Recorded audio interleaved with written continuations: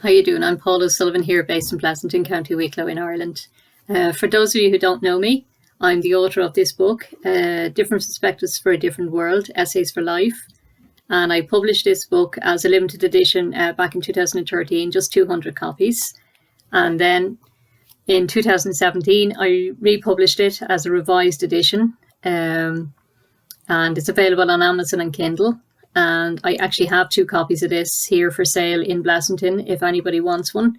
I can post it to you or deliver it to your door, and you can pay online. I can send you a payment invoice by email, and you can pay by card if you want it. Let me know if you want. I've just 2 of those left. And then I also have this one, Same Shit, Different Day, Breaking the Patterns That Make Us Miserable. And I published this in 2019, just before Christmas. And I have a good few copies of this available locally as well. And again, I can post it or deliver it locally. If you're interested, let me know. It's also on Amazon and Kindle as well. Okay, so what I want to talk to you today about is fear. We had a quaint saying in our family when I was growing up. And it was whenever any of us got into a strop about anything, it was, don't get your knickers in a twist, you know. And for any of us now at the moment in the present situation with the pandemic, there's plenty of reasons for us to get our knickers in a twist now at the moment, you know. So let me see. What I found was there's always something outside of us to make us feel afraid. If it wasn't a pandemic, there would be always something outside of us that would make us feel afraid, you know. So I want to share some of the things I've kind of experienced about fear and how I've overcome the tendency to be afraid, you know, because fear is a huge cage that begins in our minds, really. And if you don't know about this, then no matter what anybody does to make you feel safe, you're still going to feel trapped in your mind. Even if you were to lock yourself in your house, you'd still be afraid of something. And that's what I discovered about it, you know. So my first experiences of fear were in early childhood. When I was born, my brother was 16 years older than me, and he was diagnosed as a severe schizophrenic. And whether on medication or not, he was bad, you know. And there were frequent visits by the guards to force him into admission into St. Loman's Mental Hospital, you know. We were in the next room to him, you know, growing up, and there were frequent arguments. He was having arguments with demons and with the devil and all the rest of it, you know. And he was our main minder during the day because my mother was working. My father was working as well, you know. He enjoyed frightening us, so I had a lot of fear. He would tell us that there was something wait for us under the bed. And then if that didn't get us, something would come down the chimney. There was a fireplace in the bedroom. Something would come down the chimney and get us. And if that didn't get us, something would definitely be waiting outside the bedroom door for us, you know. And if we managed to escape that at all, by the time we got down to the bathroom, something would definitely get us down there, you know. So we had a lot of things to be afraid of. He also had us afraid of our shadow. Our shadow was going to get us as well, which you can't absolutely get away from your shadow, you know.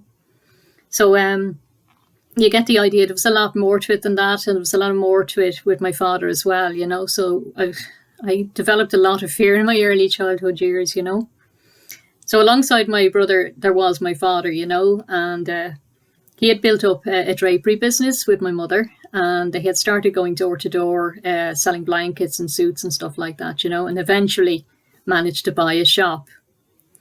And he was super stressed, you know. By the time my younger sister and myself came along, he was super stressed, you know, and I think he was drinking particularly heavy at this stage anyway. But if my younger sister and I think we were about 3 or 4, something like that, we'd be playing out in the hallway, and he'd just come out in a rage, you know, with his belt, and he just really enjoyed hitting us with that, you know, and he loved striking the belt together first. It was like a threat before the belt hit you, you know. It's like snapping the belt together, you know. That was he loved doing that, you know. So between the two of them, that was scary. We were very afraid of both of them. Then alongside that as well, we were living in a house which was a bit weird. There was a weird feeling of desolateness and hopelessness in it, you know. And didn't quite know what was going on. We felt frequently that uneasy in the place and unsettled. We felt like we were being watched as well, you know. There were strange things happening in that house. There were knocks on internal doors in the house, and if you were downstairs, you'd hear footsteps going up the stairs and across the landing upstairs, even though there wasn't anyone up there, And my mother got a priest, and apparently at one time, and he even was frightened, and nothing changed, So it went on like that for a long time, till I was about 18. And we were leaving the house when I was 18, and my mother told me about a week before we left that a man had actually died in the house, and when it had been owned by a grocer's, and he had slipped on the step, and he lay there for a month and starved to death in the house, That was exactly where I'd heard the knocks, on the door beside that, But so no one actually found him till he was dead, and that was the end. That was so his energy was in the house as well. So we got those two things: the energy in the house at my father and my brother, and they were things to be afraid of in the early years, And then those experiences kind of taught me that there are things outside of myself that had control over me, and that made me feel powerless. And as I grew up, I had many more experiences, and I ended up in emotionally abusive and physical and mental abusive relationships. I lived in many bedsits, and they were broken into frequently. I even walked out of the shower one time to discover there was two men actually standing in the living room, and they were actually robbing my handbag. And luckily I escaped that one without any harm coming to me as well. I was so lucky, so blessed. These events caused me to be paralysed with fear though. They affected my sleep patterns at the time, rendered me ineffective for a good portion of my life. I eventually married. The fear came with me. Things started going very wrong after my first son was born. My husband started cheating on me and then became very emotionally abusive. After 17 years together of that, I became seriously ill with an MS lupus type illness. I was depressed, suicidal, but afraid to leave my kids. So kind of conflicting thoughts there. I used to lie awake most at night, terrified I would die in my sleep. I was afraid I would end up in a wheelchair and have my husband minding me. There were so many things to be afraid of. So I was mostly anxious and very, very fearful in those times, So I've spoken about this a few times before in other videos and in my books about how I got myself better, how I left my husband and started a new life for myself and my children. I won't go into all of that again. And my life over the past few years have been filled with lots more things, lots more opportunities to be afraid.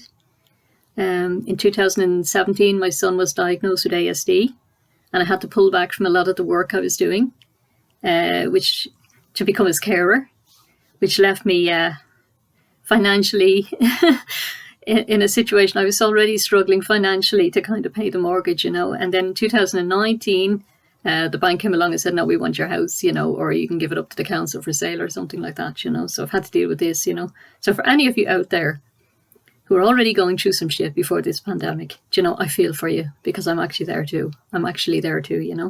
So anyway, this is not a moan. How have I survived all of this? This is what I want to talk to you about, Well, I mentioned at the start, the fear is a cage of your mind, And I've learned that there will always be something that causes you to feel fear out there. And that's the way the world is, When this pandemic started and everywhere there was this message of fear, and that, you're going to die and all the rest, I realised I actually wasn't afraid of that anymore. Because back in 2009, when I left my husband and started my journey into personal development, I practiced many things, including mindfulness, and I read many books and watched many videos. And I did this meditation about death, basically. And I decided that I was going to live as if each day was going to be my last, So the meditation I did, I kind of addressed any regrets I would have if that was my last moment. What regrets would I have, I explored what my life could have been like if it had some more time. And at the end of it, I made a plan, because I realised at the end of the meditation, I was actually still alive for now, So I decided I would like to begin living for real, and to not waste another moment waiting for things to be perfect. I wanted my life in that moment to be peaceful, to be free of the effects of fear, I wanted to have more harmonious, authentic relationships with my family and with my friends. And I wanted more opportunities to help others and to be creative. And I hadn't much money, but I did what I could, bit by bit. And I got there, and ways opened for me. And I trained as a hypnotherapist in 2011, a Reiki practitioner in 2012, and then a life coach in 2017. And I realized, that the biggest killer in life is debt, and that we are all only on loan to each other. And that tomorrow or even the next moment doesn't come with a guarantee. And that while we are still here, that we should live. See, fear is a thought in your mind. And I've spoken about the 2 different ways of thinking in my books and videos. And you have a choice. You have a choice to focus on what you are afraid will happen. Or you can focus on how you want to cope with what is happening. There is a difference. Learn to realize that difference. You see, fear paralyzes you. And it puts you into survival mode. And you won't be able to think clearly. So you need to practice a deep breathing technique. And I've mentioned it in my books and videos regarding stress and anxiety. And your imagination, you see, plays a huge role in this. You play disaster movies in your mind, which combined with your thoughts create emotions. And these send signals to your brain to release or suppress chemicals. And these can affect your genes, etc. Lots of different things. This can affect your immune system and leave you susceptible to illness. And I've mentioned a mind movie in my books and my videos, where you can use your imagination to focus only on what you do want to happen, or to strengthen your beliefs that you are a strong survivor and that you will be able to cope with anything that comes your way.